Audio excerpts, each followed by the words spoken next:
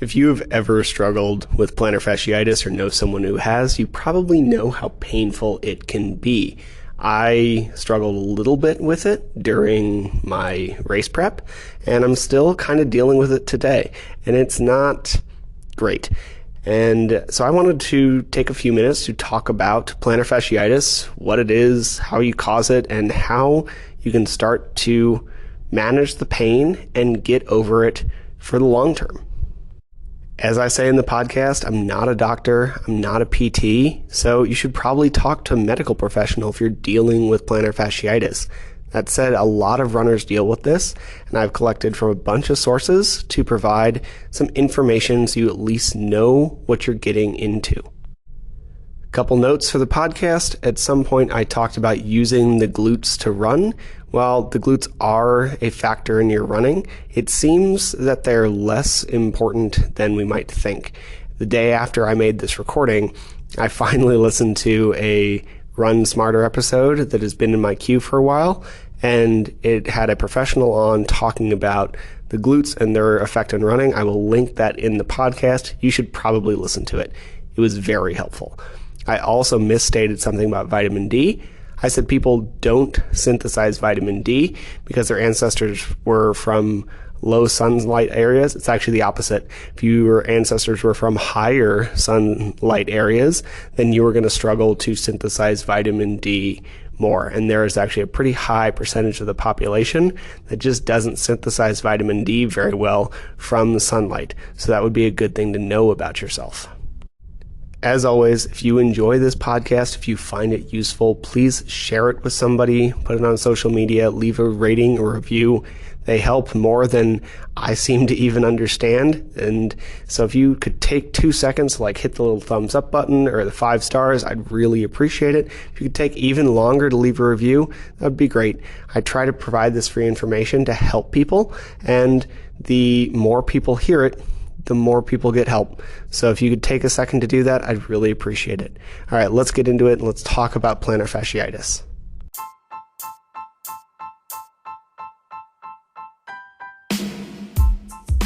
Welcome to the Eat Well, Sleep Great, Run Far podcast.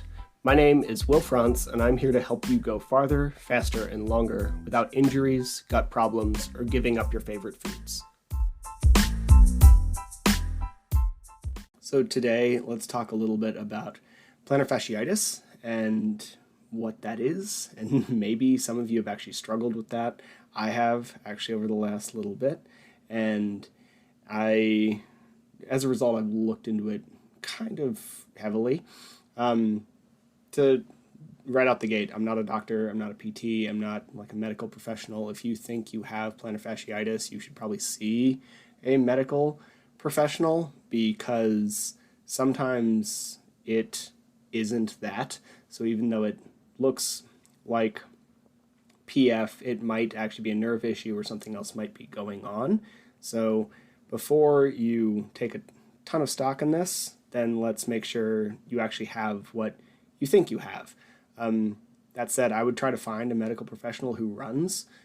For example, Brody Sharp is always willing to do an online consult with you, and if you need more support, then you can work with him. He was on an episode of the podcast in the past, fantastic PT down in Australia, and exclusively works online with runners.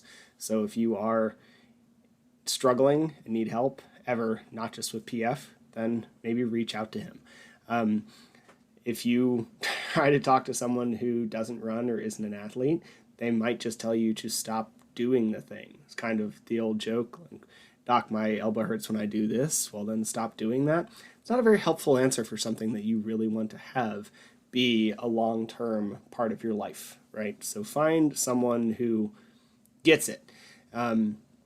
Further, stop can actually be pretty bad advice depending on how bad your plantar fasciitis is. Stopping could actually make the issue worse, but I'm going to get to that in a little bit. So let's talk about what plantar fasciitis is. It is, by definition, inflammation to the plantar fascia. I'm going to use my hand as a foot because I really don't want to drag my foot up on top of my desk. So plantar fascia, the bottom of your foot, you have connections from like toes back to your heel, and there's this, your fascia is what is connecting those pieces of your foot. It basically functions as a big spring so that your foot can be nice and bouncy and connected and everything can do its job. Without that, yeah, you have muscles in your foot, but we'll get to this more later. This is kind of the whole thing. They're often not that strong, or at least not that strong individually. So without this big connective tissue, the amount of weight that you put through your foot every day, not to mention when you're doing something like trail running, it just wouldn't work. So you need the fascia. And if you put a lot of stress through it, it can start to get inflamed, and that is plantar fasciitis. Your plantar fascia is this fascia, and fasciitis means that it's inflamed. So how do you know you have this? Common symptoms are pain in the bottom of your foot, usually not in the arch. If it's in the arch, that is usually more of a nerve issue or something else. It is usually on the inside, right in front of your heel. So again, if this is my foot, this is the bottom of my foot, this is my heel, this is the inside of my foot, it's going to be here, like right inside, bottom of your heel. It can radiate, it can be in other places, but from what I can tell, well over 90% of cases, the pain is going to be there. And if it is elsewhere, it is almost always going to be there plus elsewhere. It is not just going to be elsewhere.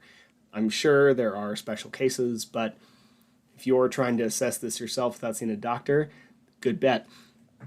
Next common symptom is that it's actually often more painful after a prolonged period of rest, and then you go back to moving. So for me, this is a very common story, I'm not special here. So for me, the pain was bad in the morning, and if I ran the day before, especially if it was longer, I'd wake up and my feet were sore when I'd take my first steps out of bed. And it does not, for me, it wasn't excruciating. For some people, it can get really bad. It basically feels like you're being stabbed in the bottom of your foot with a knife. For me, it was like a 3 to 4 out of 10, which is why I never became all that concerned. And I'm still kind of managing this right now. I can feel it. But I know, the pain was never all that bad, so I wasn't doing a bunch of damage. And I'm doing the work to make it better in the long term. So pain after long periods of rest. If you work a very sedentary job, this might also be after you sit at your desk for your entire morning. Maybe you eat lunch at your desk, then you continue to work, and you almost never get up throughout your day, and then you stand up after 4 to 6 to 8 hours, and you end up, your feet hurt. That is a pretty good sign of plantar fasciitis. And by feet, I actually mean foot, because it is usually on one side, or at least starts on one side. It might end up in both, but it's usually on one side. Another pretty common trait of this issue is it is a slow period of onset.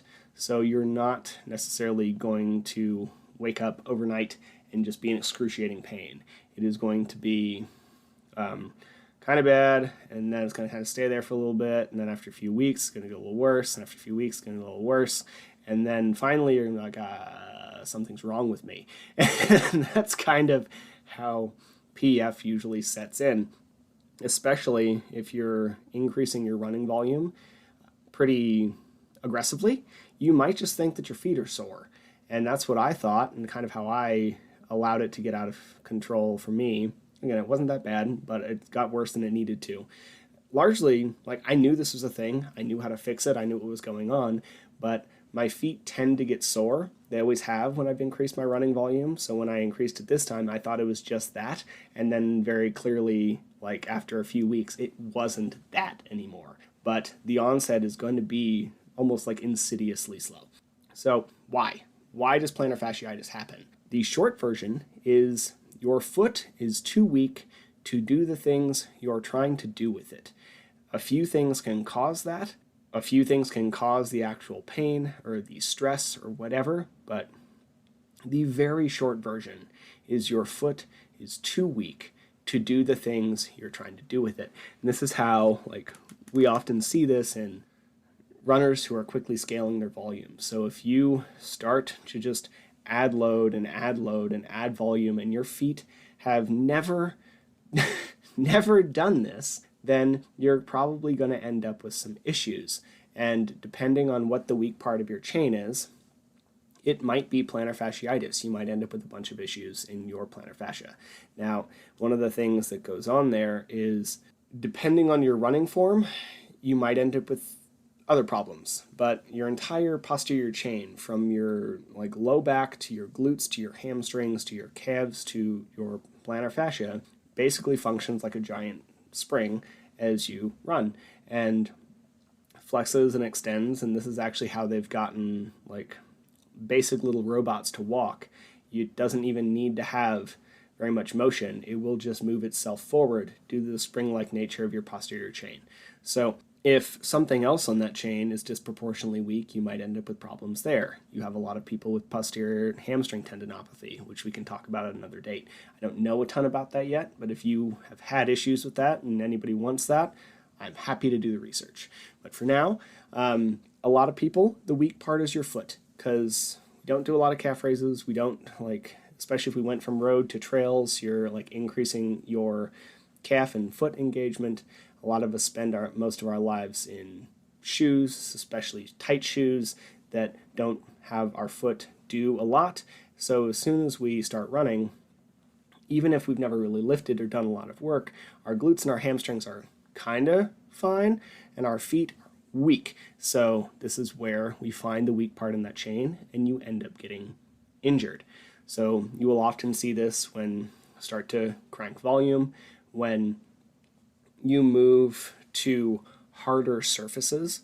So if you're running on grass and then you start to run to concrete, then that might be an instance where you might end up with some plantar fasciitis issues. Amusingly enough, a much softer surface, so something like sand, can lead to this, because instead of compression, you're actually just having to use your foot a lot more. Go run on the beach, and especially a soft beach, and you will immediately see why beach volleyball is a slower game, because it is harder to move quickly. We can also look at just more foot work through switching your shoes. If you, and I don't have a shoe preference for people, I think you got to find the one that works for you, but so don't come after me with pitchforks. But if you have a shoe that has a ton of drop in it, then your calf and foot are actually not doing a lot of work, because they're always at this obtuse angle.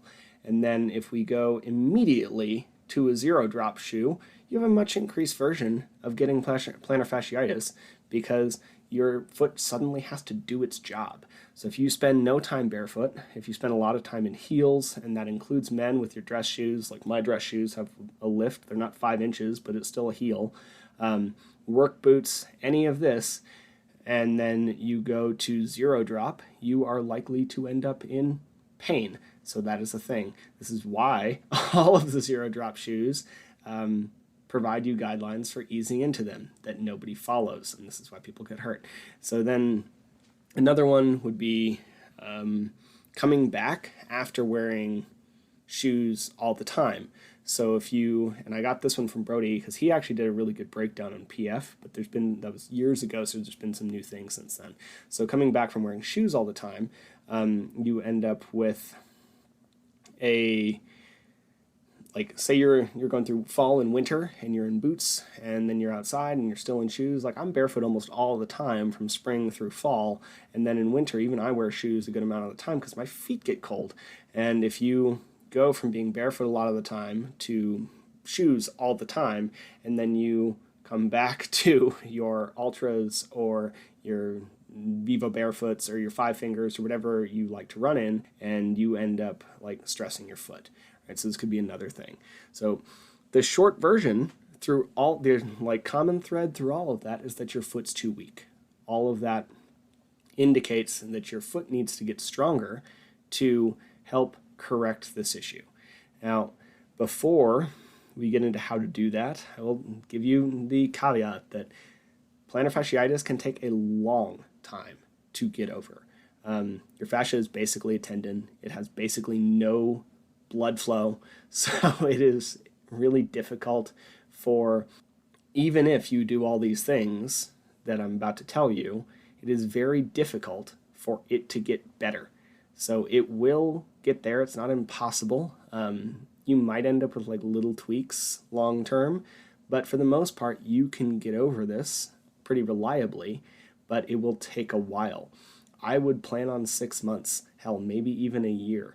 I've never met anybody for whom it was less than 3 months. And if you think of it as I'm going to take a year to get completely better from this, then that might be an issue. And Karen just said, with my experience, strengthening my feet seems to be the long-term solution to curing my plantar fasciitis. And thank you for that. It's nice to like hear some support. I talked to a couple people who knew I was doing this, and they said the exact same thing. And I can put my 2 cents in and say the same thing. It is going to be a foot strengthening issue. So again, it might be like 12 months. And if before you have a panic attack, like, keep listening. I just want to give you a like realistic expectation for this.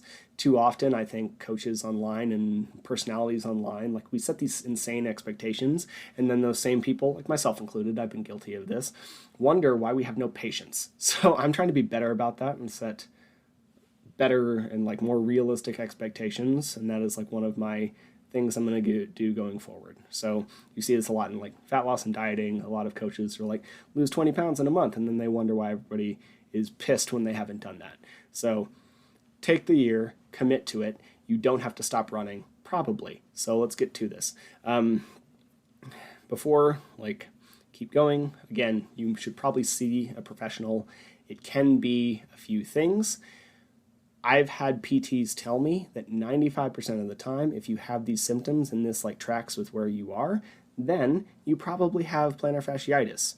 You might also have something else though, and that's kind of where we might end up with problems, because if you have plantar fasciitis in addition to a nerve issue, then it's going to be difficult to get better. So things I'm going to recommend aren't necessarily contraindicated for most of the other stuff that would coincide with plantar fasciitis, but still see a medical professional if you can, because it would help. An ultrasound will basically answer the question immediately if you can afford it. I can't. If you can't, great, I understand. Still probably talk to somebody. Moving on. So your risk factors for plantar fasciitis, again, are going to be increase. And then we also have one that I haven't mentioned, is high BMI. And to be very clear, this is actually not high body fat. It is high body weight. And I usually don't care about weight, but if you have more weight, you're putting more stress through your foot. So we just need to get the foot stronger, and that can solve that. The two of the guys I have in the gym are very lean, but they're like bodybuilder types, and they have struggled with plantar fasciitis because they're massive. So weight can be a bit of an issue in this particular instance. And other things would be changes. So we talked about changes in running, but it could also be like trying to switch to a forefoot strike because you just read their original version of Born to Run. It could be more standing at your job. So if you go from a very sedentary job, I've had foot pain when I used to go from my winter of machine work, sitting in a snowcat or a groomer all night long and for months on end, and then I'd go to spring where I'd work like landscaping or something very active. My feet got very sore for a couple weeks, and if I were trying to add running on top of that, I'm sure I would have had plantar fasciitis years before I did. So it is not always about your activity stress, it is about all of your stress. So if you're there, it could be a thing. Some things that seem to have little to no effect would be like foot shape, and then for the most part, running gait, but we'll get into that a little bit later. Depending on your gait, it could stress it like in different ways. So first, treatment. You have to make the pain stop, like at least enough to do the other stuff. If your foot feels like it has a knife in it all day, every day, then you can't do anything else. So we have to make the pain stop. Most of the time, And there are people for whom this is not true, like to the degree that studies like say it's about chance, but most of everyone I've talked to say that stretching helps. And specifically, if we're going to look again at the foot, we want to take the big toe and kind of stretch it back and make sure we're getting a stretch on the entire bottom of that foot. You can do that either by like throwing your body weight into it. You can do it by grabbing your foot with your hands. One of my coworkers at the gym said he managed his by interlacing his hand with his feet and really working into that stretch. But the stretching could be really helpful to reduce the pain a little bit. Another thing, and this is not directly proven, but theory that kind of makes sense, would be as it heals, if we stretch it, it stretches in a slightly longer position, and as a result, you end up it not being as tight, so you don't end up with many problems. Even if that's not true, the concept delivers like a good visual, right? So this could be helpful. So stretching. Another thing that really helped me, even though it was deeply unpleasant, was rolling this thing out with a lacrosse ball. If you have you can use a golf ball, you can use a baseball, you can use a lacrosse ball. You probably need something a little sturdier than a tennis ball, unless your pain's really high. If you're struggling very badly with plantar fasciitis, then you might start something softer and then move firmer as it gets better. But rolling it out will work the fascia and will help with some of the recovery. I'll tell you, it's not going to stop the pain in the moment. It'll probably make it worse, but you want to work into that knot, and then once you stop, it should feel better. When to do those two would often be after a long period of being sedentary before you get moving again. So you'll often see recommendations for when you wake up, before you get out of bed, make sure you stretch your foot. Like this is when you would do the interlace your fingers with your toes and open it up or whatever. If you can, I have a standing desk. I'm standing at mine right now. If you can use one at work, then you could have a lacrosse ball at your desk and you could work that out while you do your job. And then you could take some rest periods and stand back up and, do that. But before you get moving again, you probably want to stretch and roll your feet. This is especially true if you sit or sleep with your feet like pointed. I have notoriously tight calves, so my feet don't tend to rest like this. It's not like my ankle doesn't rest at a 90 degree unless I'm on it. It immediately goes slack. And for most people, that tends to be true. Not everybody. I know some people who sleep and their feet stay pretty 90, but for most people, between the fact that your feet go slack, calves tend to be tight, and you have blankets draped on top of your feet, we end up here. And as a result, you end up in this constantly shortened position while you're sleeping. And this can also be true if you're resting, especially if you sit on a taller chair. So make sure that we're stretching and elongating that fascia and like moving it around before you get going again. Other things that can help would be taping. So I'm not going to do a great job of describing this, especially if you're only listening to this on audio later, but if you're watching this, you might have a good idea. So it's your foot. You can attach a bit of tape, like KT tape, not Scotch tape, athletic tape, to your like ball of your foot. Pull it to almost 100% stretch, and then tape it up your heel. And then you will put another piece right where your heel meets the arch of your foot, so right where it tends to hurt, and then you're going to strap it this way, sideways, so it runs up the sides of your ankles.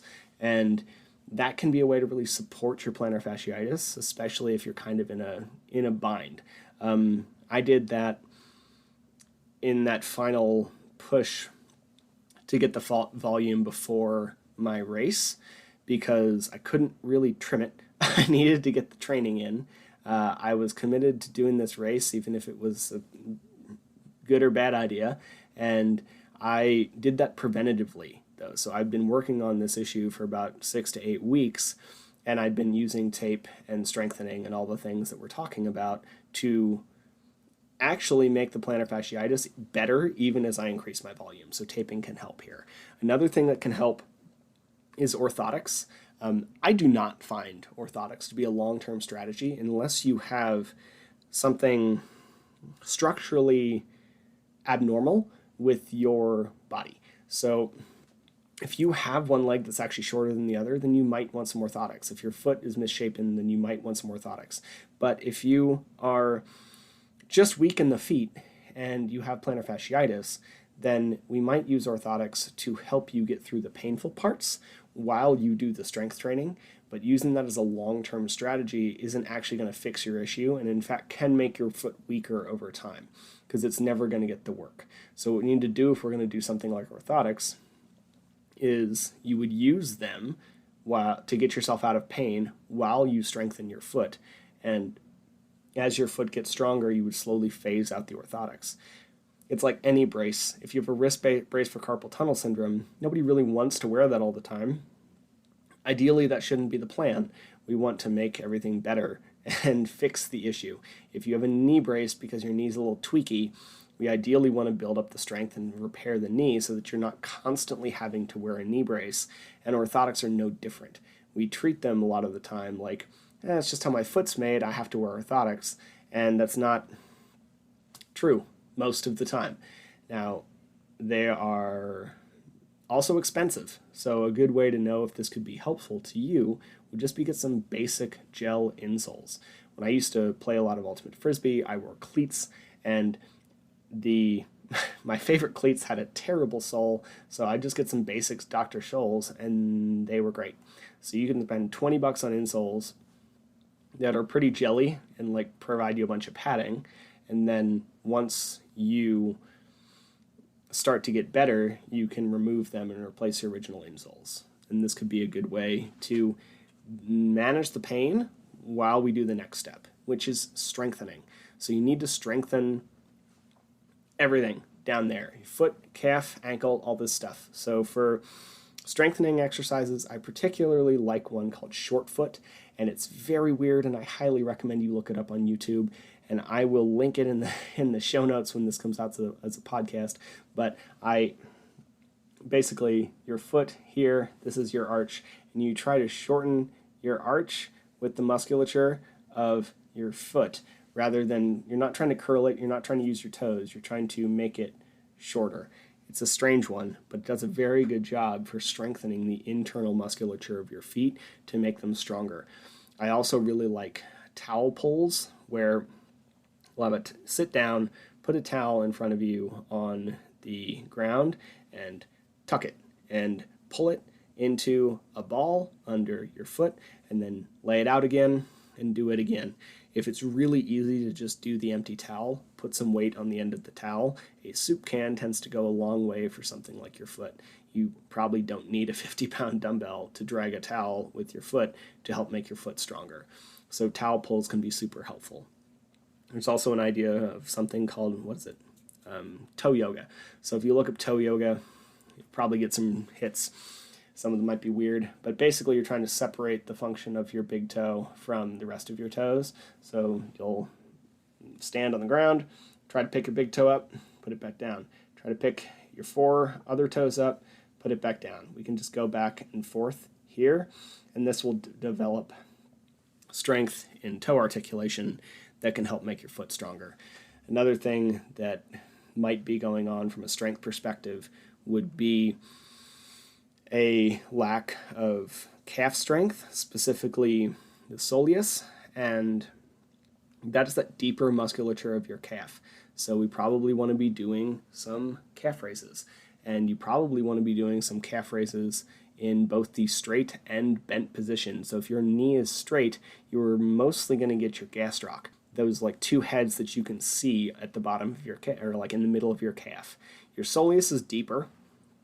You can't see it very well, and it does so much work when you're running, and attaches directly to your Achilles. So you need to do some work for this if you're struggling with weakness down there, because it is very likely that your soleus isn't doing as much, or isn't pulling its weight, basically. And it's a big muscle, so it needs to pull its weight.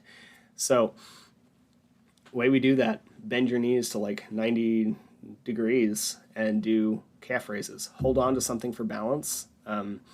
Try to avoid getting in your quads. I have some instructional videos on this, and if you ever want me to coach you through it, let me know. That will take me 30 seconds. It's not a biggie.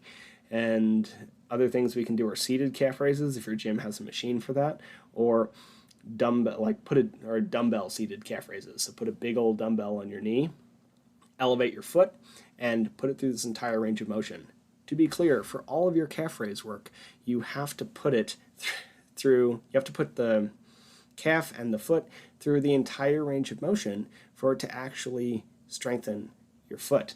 So if you are stopping at parallel or doing them flat on the ground, like I'd be here, you're going to miss a lot of that strength. We need to put the foot in that stretched position at the bottom and then press all the way to the top in order to really get maximal benefit from all of these things. Other things that could be going on would be ankle strength. So one of the reasons I twisted my ankle was a lack of strength in my posterior tibial tendon and muscle, right? So one thing we can do is do foot inversions. So here, and you're standing on your foot, this is the bottom of your foot, and we're going to invert it like this. So here, invert, kind of rest, like slowly shift to the outside of the foot. If you can't do full body weight, that would make sense, because this is a hard thing to do from out the gate, especially if you've never trained it. You should basically feel like you're trying to sprain your ankle, and then don't push it far enough to sprain your ankle. But we want to build some of that posterior tibial strength, because that can help with the support. You will often see issues with both plantar fasciitis and ankle sprains in the same people, and it is often due to that lack of stability in the PTT.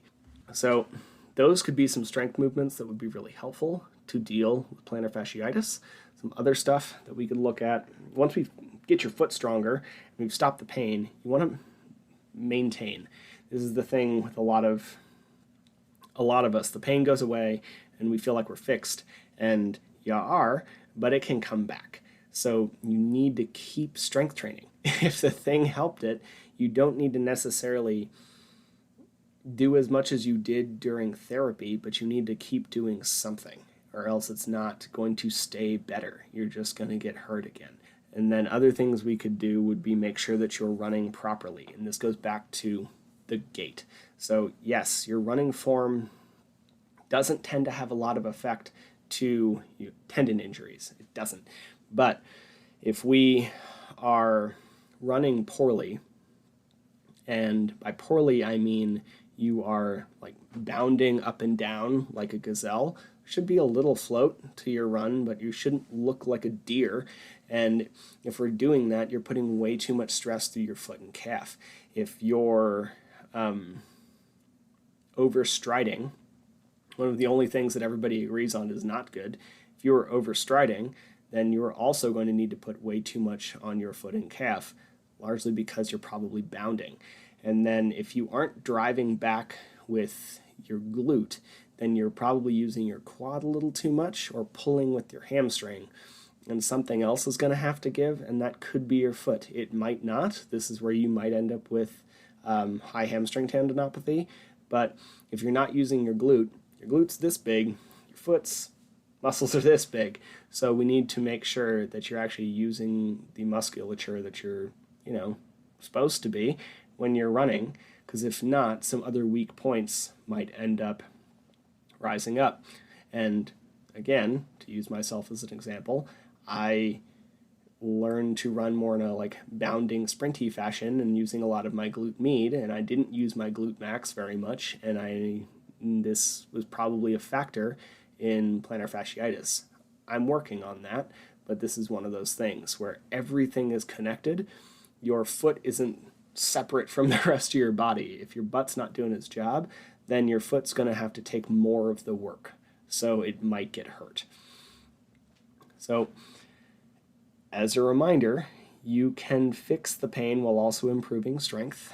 You can use a cushier shoe while also doing strength work. So yeah, it sounds a little contradictory that to get rid of the pain, you might put a bunch of cushion in your shoe, and then I'm telling you, you also need to strengthen your foot. Those things don't need to be the same. They can, but they don't need to be. And honestly, if you're in a bunch of pain, they probably shouldn't be. You should allow yourself to keep running so that you don't lose all your progress, or a bunch of your progress, and strengthen your foot separately. If you're in so much pain you can't run, then take a break. But if not, you might end up actually making your foot weaker by taking a ton of time off. Because if you do a bunch of work, your foot's clearly getting stronger. It's just not getting stronger fast enough to keep up with what you're trying to do to it. So if you stop running altogether and then don't do any strength training or do very minimal strength training, you're actually likely to see a regression in foot strength. So if you can keep running, you want to. You just need to keep it at a level where the pain isn't high. And that would be like a 3 out of 10, maybe a 4. Those were the recommendations Brody Sharp gave when he was on here. Those are recommendations my dad used to give to people as a PT, like 3 to 4 out of 10 at most for what we're looking for. And then the other part is it should be getting better over time. It certainly shouldn't be getting worse. And it really shouldn't be stagnant either. We should see progression of symptoms like week to week.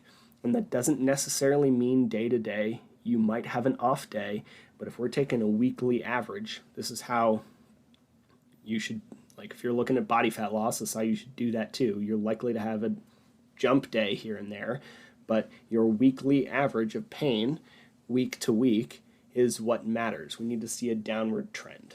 So that's how we make sure we're getting better. Now, in addition to all that stuff, we cannot forget everything else that matters for general recovery. Sleep. I just recorded a long podcast with someone about sleep, and that'll be coming out in the next week or so. So I'm not going to dive into that here, but you need sleep. Without it, you can't recover. Without it, you can't make human growth hormone and testosterone, and your collagen won't repair, and you will not get better if you don't sleep, period. Next, nutrition.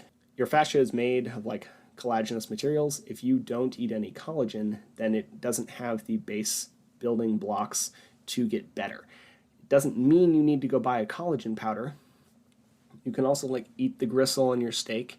You can eat the ends of your chicken wings. I don't care, but you need to do something in order to get collagen, because different proteins are different in their amino acid breakup. And if you have collagen damage, you need to get the amino acid profile that is in collagen to get better. So you need to make sure we're consuming that. And if you are going to do it in supplemental form, these pills that deliver 5 grams are not going to cut it. We need 15 to 20 grams in order to give enough loading to actually signal it to repair. And with your collagen, not necessarily at the same time, but you need vitamin C. Vitamin C is required for collagen synthesis. If you don't have both, they don't work. If you don't have any vitamin C in your diet, then that collagen that you're taking is useless. It is just creating expensive poop. And your vitamin C, you're actually probably going to make your skin better. So you might have shiny skin, but your plantar fasciitis is not going to improve at all. Because what we were talking about earlier is plantar fasciitis. Yes, it starts out as inflammation, but it actually ends up as damage. So you have damaged the collagen on the bottom of your feet, so you need to repair it. That's why we're talking about this. So for vitamin C, you need to have it. You can take a pill, you can suck on a lemon, you can eat an orange. It doesn't require that much to both be alive and to synthesize collagen. Basically, if you have enough to prevent scurvy, you are close. You need a little more than that. So take some vitamin C, put a big squeeze of lemon in your water, or take a pill. They're cheaper than dirt. Vitamin D is required for collagen structure. So if you spend a ton of time out in the sun, if it's summer, whatever, then you're probably fine. It really depends on you. Some people just don't synthesize vitamin D from sun very well. I've looked at people's labs where they spend all day out in the sun, mostly shirtless, and their vitamin D levels are still awful. That is probably because they historically came from an area without a ton of it, so their bodies just don't synthesize it very well. So if we look at that, then we need to like figure it out. Supplement with vitamin D. You can absolutely overdo it, so this is not a recommendation for dosage. Just look into it. And by the way, a hydroxy 25 vitamin D test is what you'd get for a blood test. They're like $25, so you can figure it out. And I will tell you, if you're low in the summer, you're low in the winter. That is how sun works. So you need enough vitamin D. You also need enough protein. This is the one instance where collagen powder counts. Typically, collagen does not really count towards your daily protein totals when we're talking about muscle building because it doesn't have enough of the other amino acids. But it counts here. Specifically, you want some things like lysine and proline and all these. So it is going to be required to get enough total amount of protein for this to do it, for it to be able to build. You also need sufficient calories. If you're in a big caloric deficit, your body's not going to rebuild itself. It just won't. So you need to eat enough total food. And then you need to hydrate. One of the fastest way to make sure joints feel better is to hydrate more appropriately. Because if you end up dehydrated, all of like your joints are squishy, watery things. Like your bursa sacs are very fluid. If you don't have enough hydration, your body's going to prioritize your brain and not your knee, ankle, etc. joints. So make sure you're well hydrated to create this repair. So again, nutrition, big things are collagen wherever, but a good dose. Vitamin C, so that you get enough collagen synthesis. Vitamin D, to make sure that it actually builds into the right structure. And then enough calories and protein and general hydration. The first thing is the only thing that's like generally out of the norm. Everything else we should be caring about anyway, because you need to eat enough food, you need to eat enough protein, and you need to get enough vitamins to not die. So nutrition, the only real addition would be some extra collagen. Then from a training perspective, in addition to the strength work we talked about earlier, would be we could train some stability. So this is where you might play with things like agility ladders or walking in a way that like forces balance, but it doesn't need to be that complicated. We can also do some plyometrics, especially if we're using one-sided, so single leg box jumps.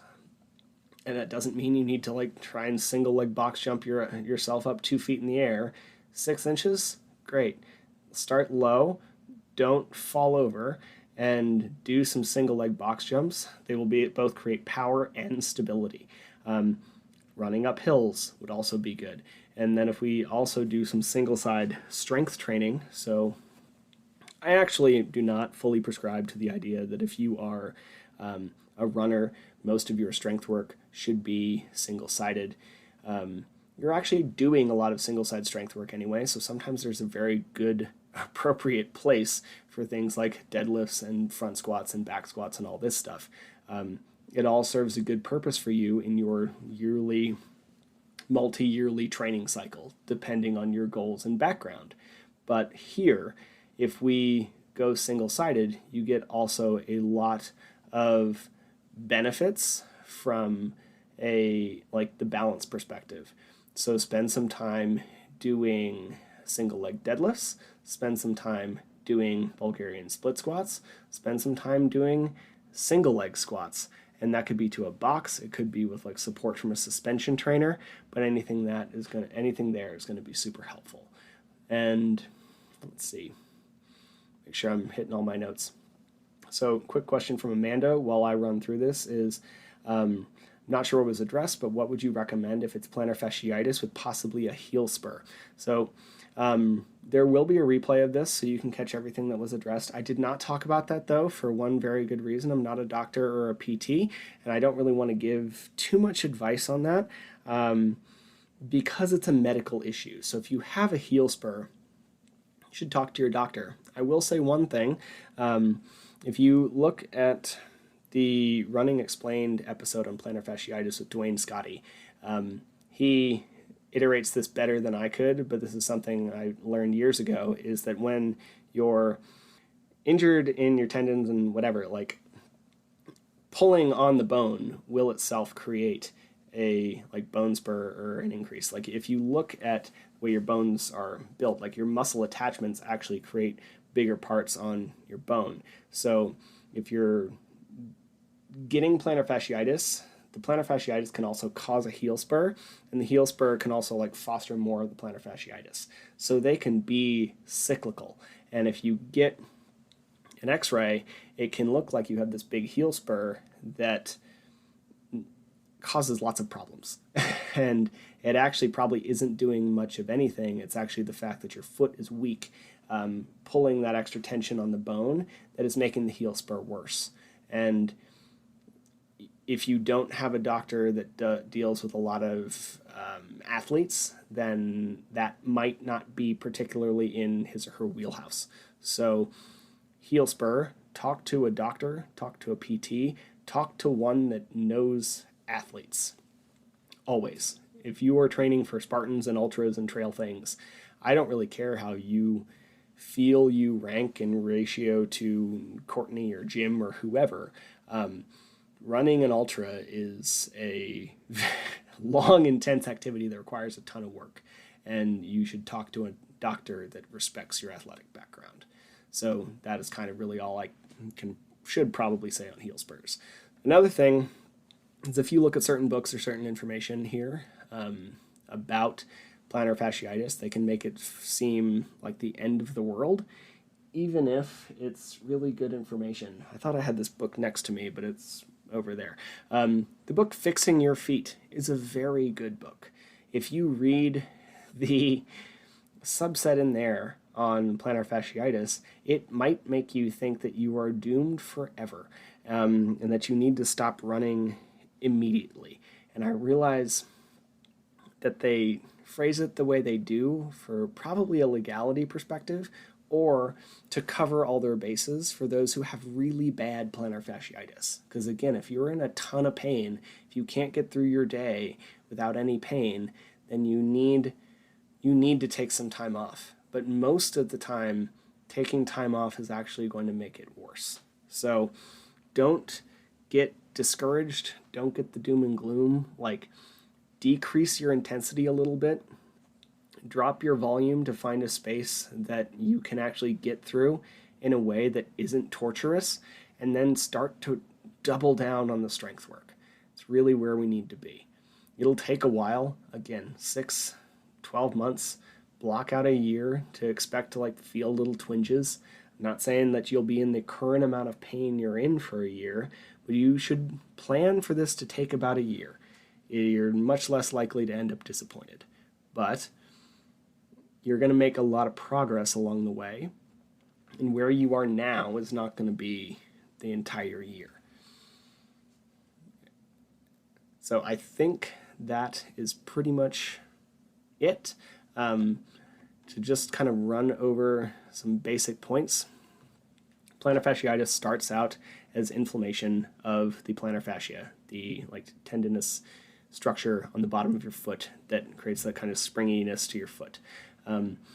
It often moves, almost always moves from inflammation to actual damage. Most of the time, when we look at people who are currently experiencing problems with PF, there's no inflammation present, there's just damage.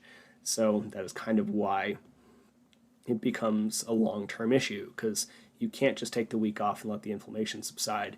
There's actual structural damage to your fascia. So from there, we need to, it happens because you are too weak in your foot to do the things that you're trying to do with it. So in order to fix it, we need to make your foot stronger. You need to make sure the pain subsides, mostly goes away first. And then once we have the pain under control at the very least, then we want to make your foot stronger. And we can do that by strengthening the foot, strengthening the calf, like getting more control over the toes, can strengthen your posterior tibial muscle, we can strengthen your anterior tibial muscle, but we need to strengthen the entire section down there to make sure that you have the requisite strength to do what you're trying to do. And then once you get feeling a lot better and your foot's a lot stronger, don't let off the gas. You need to maintain. You don't need to do as much training to maintain strength as you did to get stronger. So don't give it up completely and you'll be fine. You just need to do it a couple times a week. And you also cannot give up everything that's required for recovery. So sleep, need to sleep. You need to get proper nutrition. We need to make sure that we're training stability and all these things. So let's make sure that we're getting through all of these things in order to help get ourselves better. So that is it on plantar fasciitis. This went way longer than I expected it to be, so thank you for those who have hung out.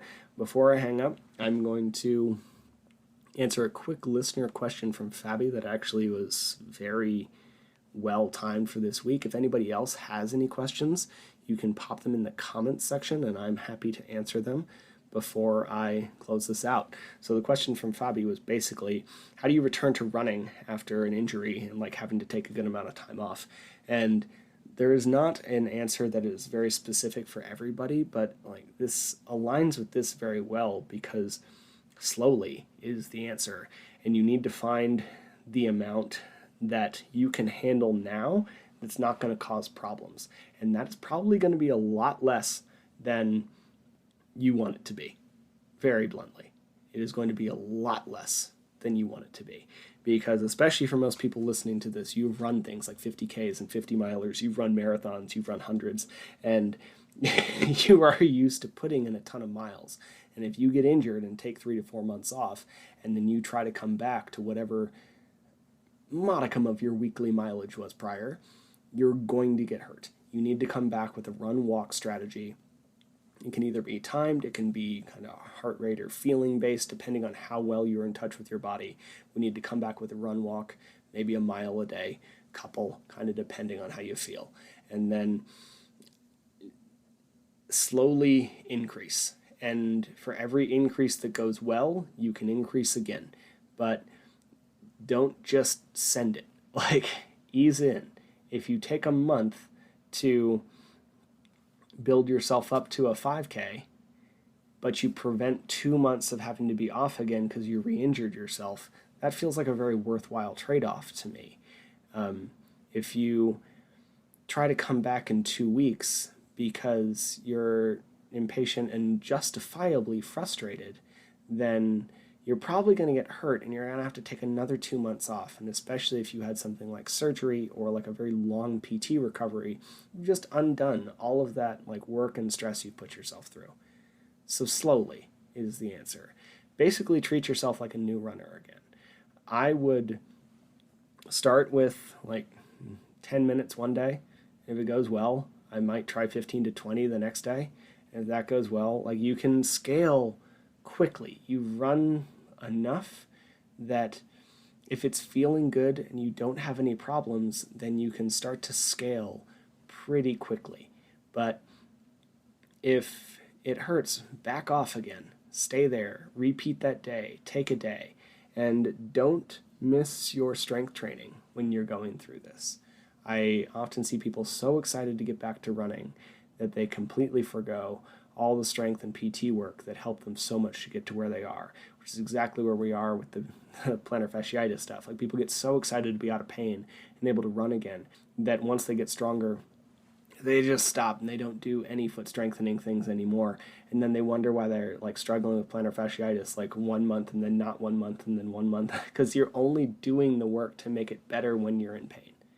So we need to make sure that a lot of these are actually maintenance things. So coming back from injury slowly is the like one word kind of flippant answer. And then if you feel good, we can scale pretty quickly. If you have a big training background, that's okay. But make sure that you're doing it appropriately. Okay, I have no other questions in here. This will be up as a podcast in a couple of days. Thank you to everybody who hung out or even showed up for a little bit. This went longer than even I expected. So thank you so much. I really appreciate y'all being here. Here's to a good year, and be back next week with something else. See ya.